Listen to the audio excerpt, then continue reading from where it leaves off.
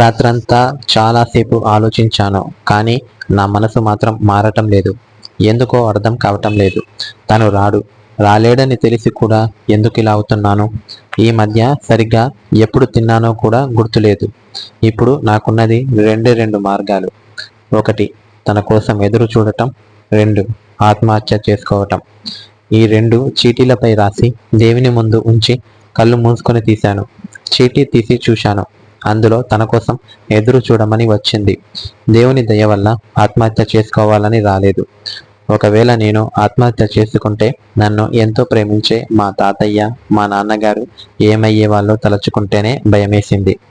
దేవుడు ఖచ్చితంగా మమ్మల్ని కలుపుతాడు అనుకుంటున్నాను.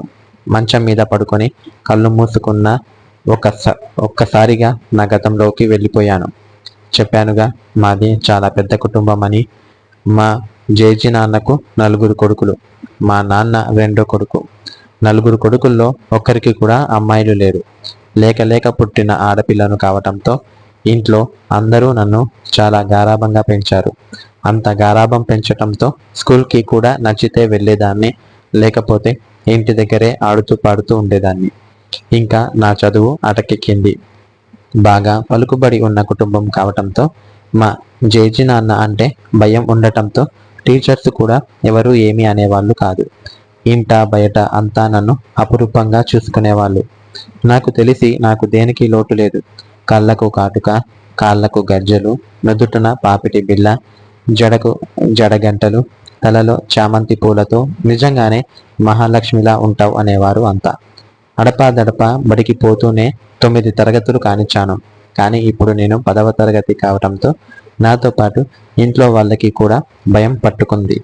నేనేదో చదివి ఉద్ధరిస్తానని కాదు. నేను ఫెయిల్ అయితే పలానా వాళ్ళ మనవరాలు, పలానా వాళ్ళ కూతురు, పలానా వాళ్ళ చెల్లెలు ఫెయిల్ అయ్యిందని చెడ్డ పేరు వస్తుందని వాళ్ళ బాధ. పోనీ బడి మానుకొని ఇంటి దగ్గర ఉందామంటే మా అమ్మ తాతయ్య ఒప్పుకోరు. నేను పెద్ద పెద్ద చదువులు చదవాలన్నది వాళ్ళ కోరిక. ఈ విషయం గురించి అందరూ బాగా ఆలోచించి ఇక్కడ చదివి ఫెయిల్ అయ్యే బదులు వాళ్ళకి ఇక్కడ చదివి ఫెయిల్ అయితే వాళ్ళకి చెడ్డ పేరు రాకుండా, అలాగే నేను చదువు మానుకోకుండా ఉండాలని నన్ను మా తాతయ్య వాళ్ళ ఊరికి పంపాలన్న నిర్ణయం తీసుకున్నారు. మా మేనమామ వాళ్ళ అమ్మాయిలు కూడా 10వ తరగతి కావటంతో వాళ్ళ సావాసంతో నేను బాగా చదువుతానేమోనని వాళ్ళ ఆశ. నన్ను తీసుకువెళ్ళటానికి మా అమ్మమ్మ తాతయ్యలు వచ్చారు. నాకు వాళ్ళతో వెళ్ళటం ఏమాత్రం ఇష్టం లేదు.